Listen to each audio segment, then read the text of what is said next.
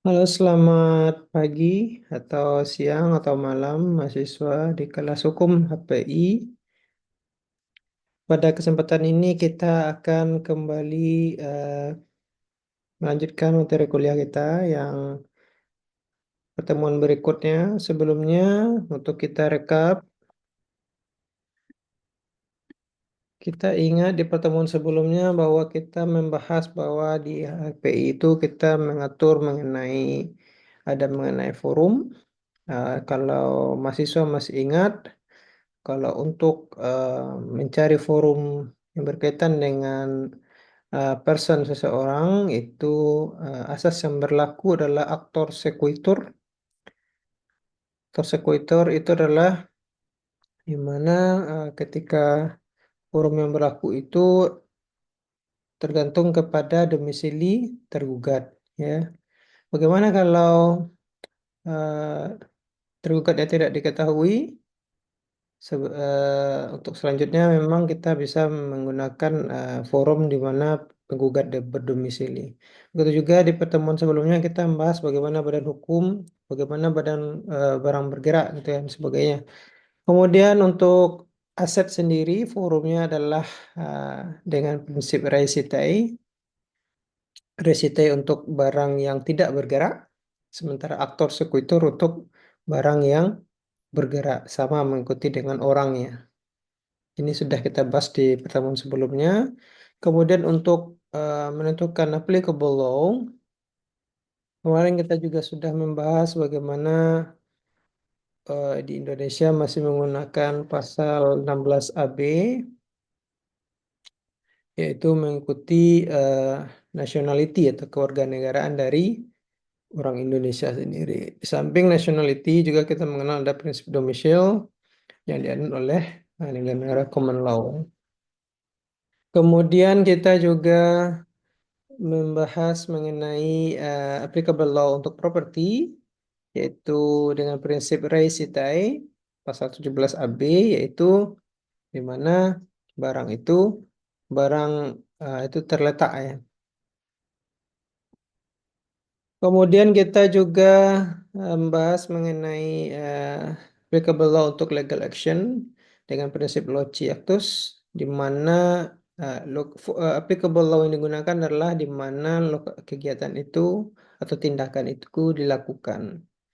Juga ada sebelumnya kita bahas loci contractus, bagaimana ketika kontrak itu dibuat, atau loci solutionis ketika kontrak itu di-perform, dilaksanakan.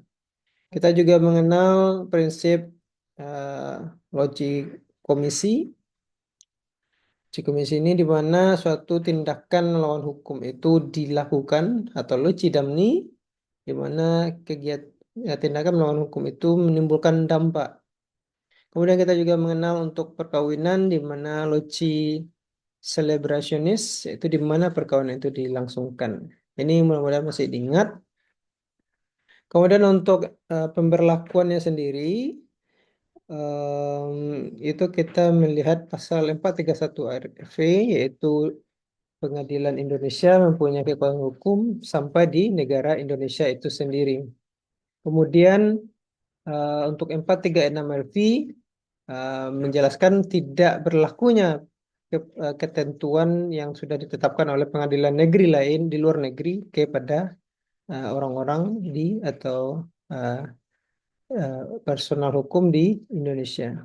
Ini recap kita pada pertemuan sebelumnya sebagai pengantar saja supaya tidak ada gap karena sudah dijelaskan sebelumnya. Nah, pada pertemuan berikutnya, kemudian kita juga harus ingat bahwa National Law HPI itu adalah sebenarnya National Law yang mengandung hukum, mengandung unsur asing. Ya, jangan dilupakan, ya. Kemudian ya ini tadi adalah bagaimana kita di HPI itu menentukan forumnya, kemudian menentukan hukum yang berlaku, kemudian bagaimana menggunakannya agar bisa diterapkan. Selanjutnya kita masuk pertemuan berikutnya mengenai kualifikasi atau bahasa Inggrisnya qualification. Apa itu kualifikasi?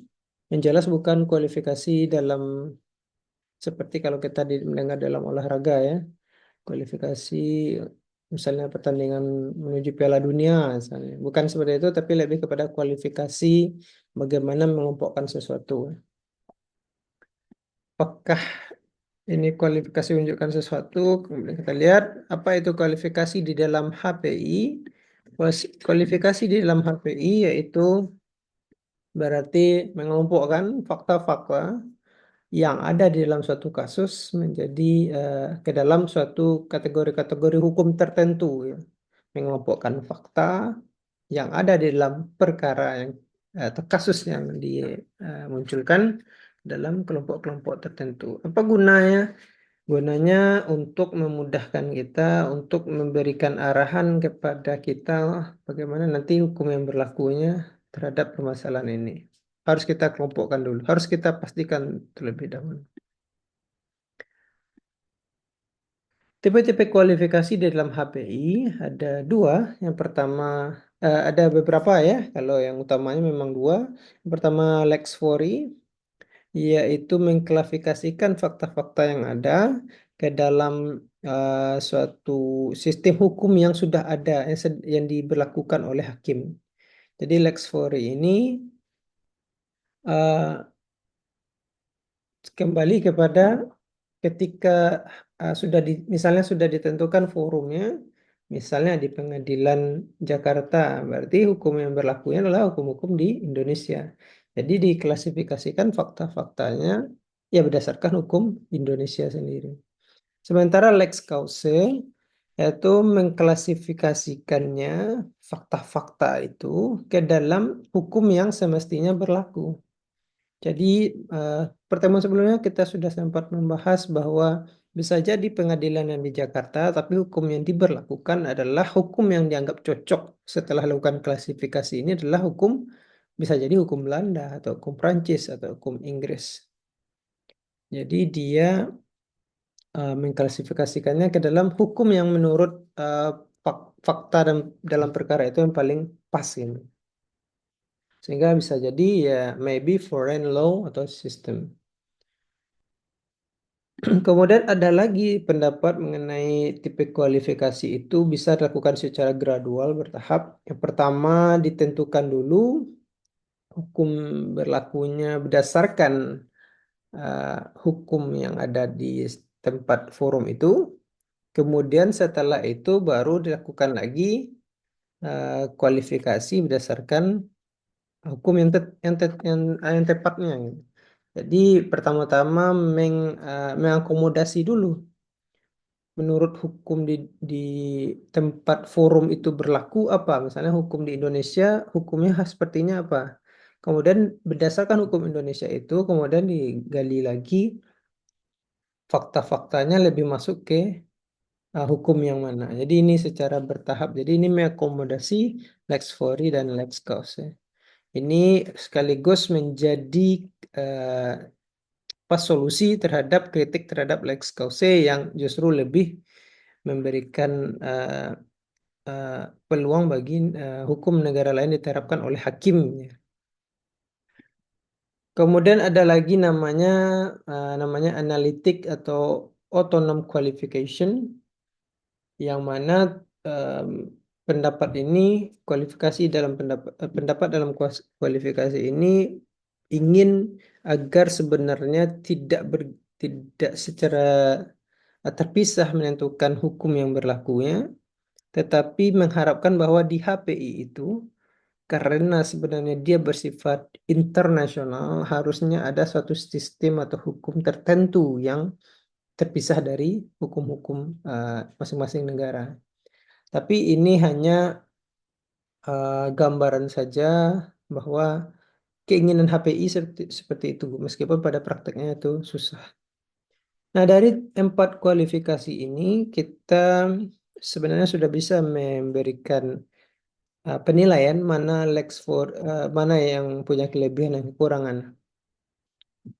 Mungkin mahasiswa sudah bisa membayangkan, misalnya Lex Fori mengklasifikasikan ke dalam sistem hukum yang sudah ada, gitu ya. Artinya secara kelebihan tentunya ini tidak membuat hakim mencari-cari lagi, tidak sulit lagi untuk menggunakan hukum yang berlaku karena hakim sudah mengetahui dan sudah menguasai hukum-hukum yang berlaku di uh, sistem hukumnya. Misalnya kalau Lex Fori berarti kalau forumnya Pengadilan Jakarta ya berarti hukum yang digunakan adalah hukum-hukum Indonesia yang tentunya sudah dipahami dan kuasai oleh hakim. Sementara kekurangannya adalah tentunya dengan keadaan seperti ini mungkin menimbulkan ketidakadilan karena kemungkinan fakta-fakta yang ada itu sebenarnya lebih cocok kepada hukum asing gitu.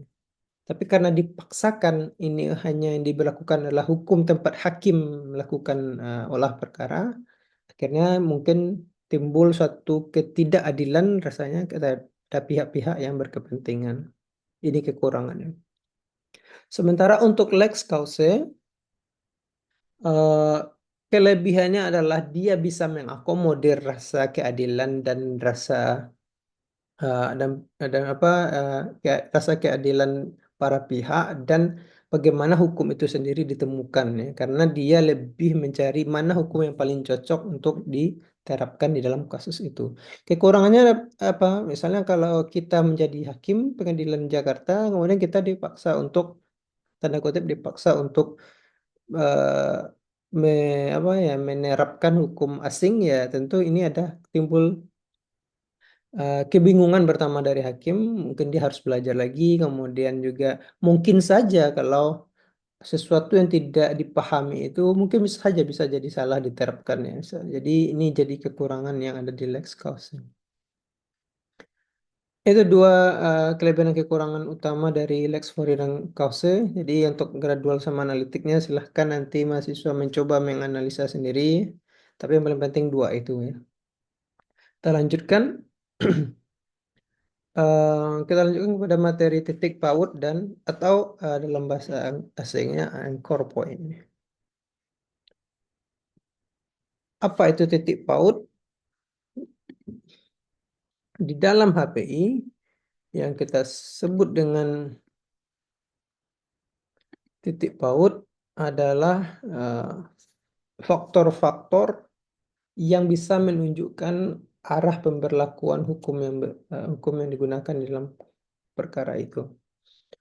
Jadi apa itu titik paut atau anchor point? Yaitu faktor-faktor yang bisa menunjukkan pada kita pemberlakuan satu hukum terhadap perkara yang kita hadapi. Ada ada beberapa tipe yang anchor point. Yang pertama apa yang disebut dengan titik taut primer atau TTP. Apa itu TTP? Yaitu fakta-fakta yang bisa menunjukkan bahwa itu suatu perkara HPI, di mana tentunya harus ada unsur asing di dalamnya. Jadi ini adalah upaya pertama yang bisa kita jadikan sebagai pedoman. Oh ini perkara HPI. Oh ini bukan perkara HPI. Dari mana kita lihat? Ya karena HPI itu menyangkut ada unsur asing ya dia harus punya unsur asing. Kemudian ada namanya titik taut sekunder, TTS. Apa bedanya dengan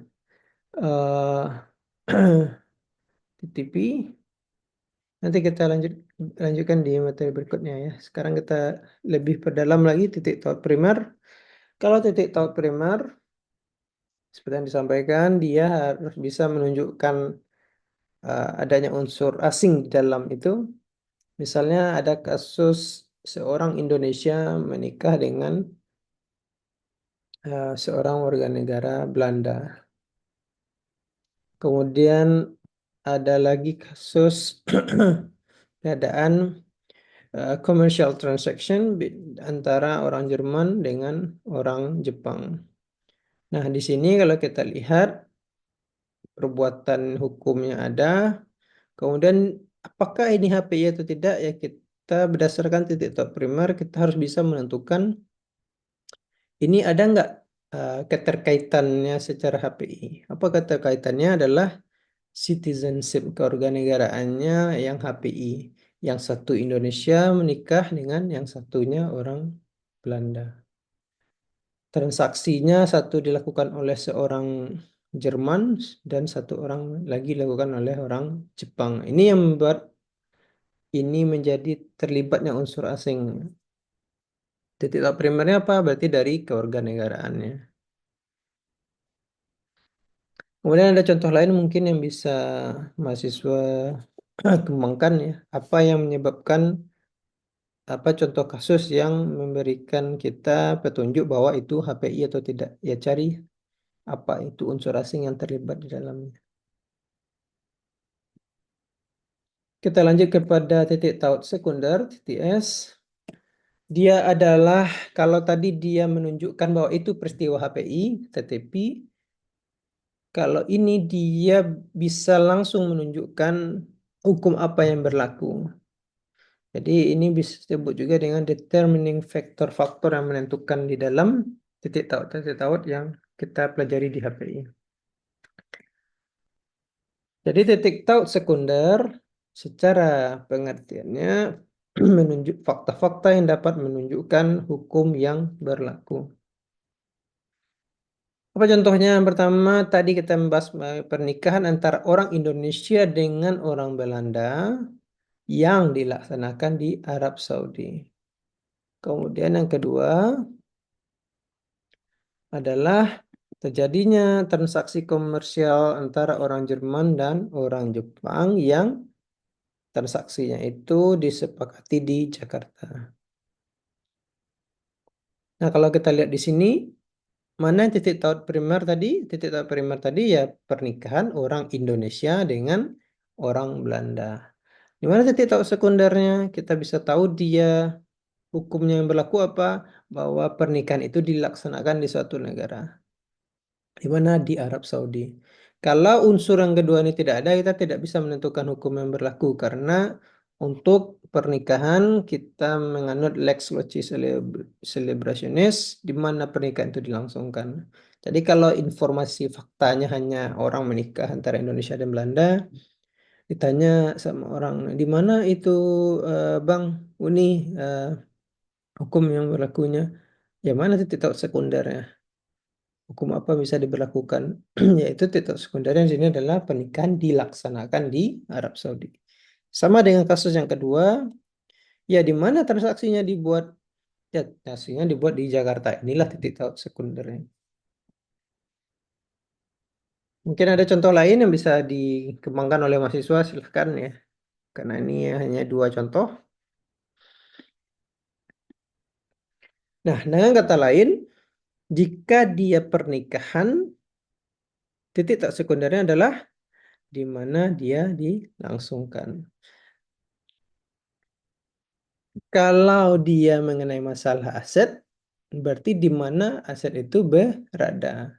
Kita bisa memperlakukan hukumnya sesuai lokasi aset yang berada. Atau dalam kasus harta warisan, kalau masih ingat pertemuan kemarin, di mana aset itu dibuka. Tentunya yang bisa dibuka itu adalah aset yang bergerak ya.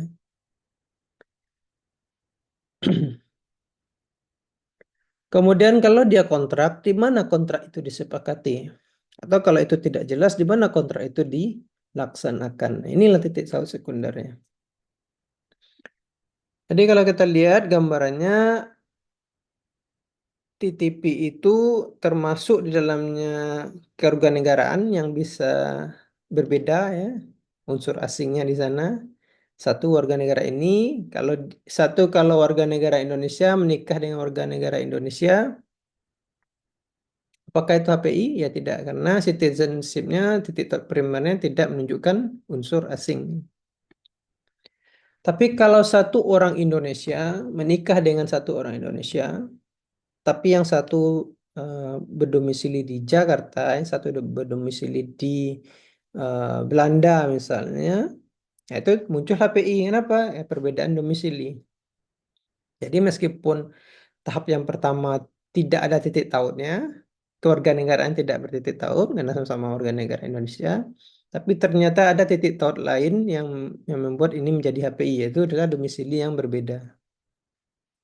Begitu juga dengan flag of ship, ya bendera kapal. Kalau sebuah bendera suatu kapal yang berbendera Prancis bertabrakan dengan kapal yang berbendera Jerman, itu muncul HPI karena bendera kapalnya berbeda. Kemudian untuk TTS, titik taut sekunder, apa saja? Ya berarti kalau dia pernikahan, di mana pernikahan itu dilaksanakan untuk menentukan applicable law. Kalau dia lokasi aset, di mana dia berlokasi atau dibuka. Kalau dia suatu perbuatan di mana dia dilaksanakan atau berdampak. Kalau dia kontrak, di mana dia disetujui atau dilaksanakan. Ini harus bisa dipahami, jangan bercampur antara titik taut primer dan titik taut sekunder. Jadi hal-hal yang bisa memberikan perbedaan unsur asing, citizenship dan domisili mode flag of ship. Kemudian pemberlakuan hukum hukum yang berlaku, lihat di mana pernikahannya dilaksanakan kalau pernikahan, di mana asetnya berada, di mana perbuatannya dilakukan, di mana kontraknya disepakati. Inilah yang bisa kita jadikan pedoman dalam menentukan berbagai macam perkara HPI. Oke, mudah-mudahan ini bisa dimengerti. Sebenarnya minggu kemarin kita juga sudah banyak membahas mengenai applicable law khususnya. Dan bahkan di minggu kemarin kita sudah bisa membahas kasus ya. Sekarang ini ada kasus lagi. Ini tapi sebelumnya sebelum bahas kasus ini kita berikan pedoman kepada mahasiswa di dalam menyelesaikan masalah API itu secara garis besar urutannya seperti apa. Ketika kita dihadapi dengan sebuah kasus, apa yang harus kita pahami dulu? Bagaimana menentukan urutannya? Yang pertama, tentu munculnya kasus, dihadapkan kepada kita sebuah kasus. Yang kedua, hal pertama yang ingin kita pertanyakan adalah kalau kita yakin dia bukan masalah HPI, kita bisa skip ini.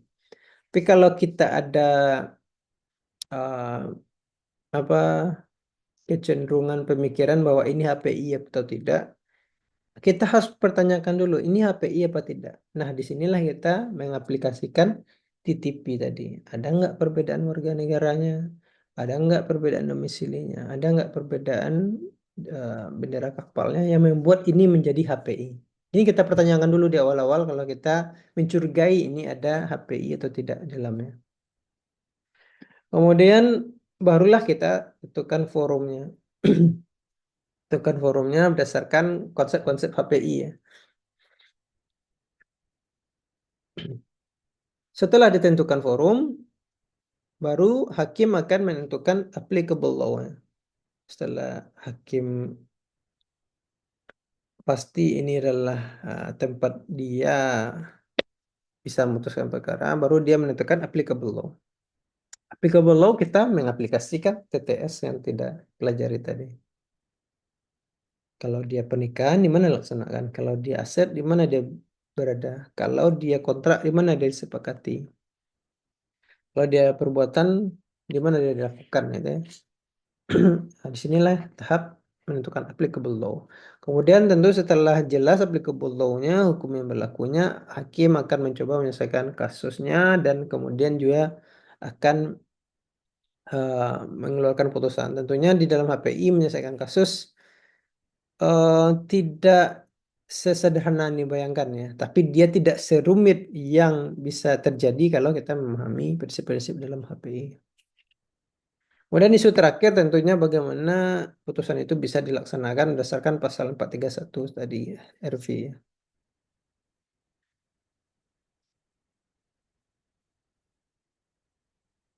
Oke, kalau untuk teorinya saya rasa cukup sampai di sana.